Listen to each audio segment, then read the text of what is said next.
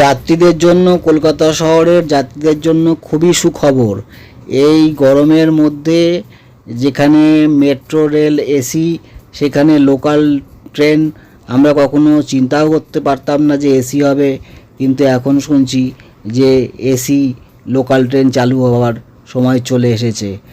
নাকি নতুন রেকও চলে এসেছে এবং খুব শীঘ্রই এসি লোকাল ট্রেন চালু হবে। প্রথমে একটা লাইনে শিয়ালদা ডিভিশনে এসেছে, প্রথমে সেখানে কোনো একটা নির্দিষ্ট রুটে চালু হবে, তারপর আস্তে আস্তে ধীরে ধীরে অন্যান্য জায়গাতেও রুটও চালু হবে। এবং সেটা 12 কামরা ট্রেন, দরজা অটোমেটিক খুলবে, অটোমেটিক বন্ধ হবে। আবার মেট্রো রেলের মতন এক প্রান্ত থেকে অন্য প্রান্তে যাওয়া যাবে। এখনকার ট্রেনের যেরকম প্রত্যেকটা কামরা আলাদা আলাদা আলাদা, এখন নতুন যে এসি রেকগুলো সেরকম না, মেট্রো রেলের মতন এক কামরা থেকে একদম এক মাথা থেকে আরেক মাথা পর্যন্ত পুরো জয়েন্ট থাকবে। এবং খুবই নাকি মালপত্র রাখার জায়গা থাকবে, মানে খুবই সুন্দর ব্যবস্থাপনা একেবারে।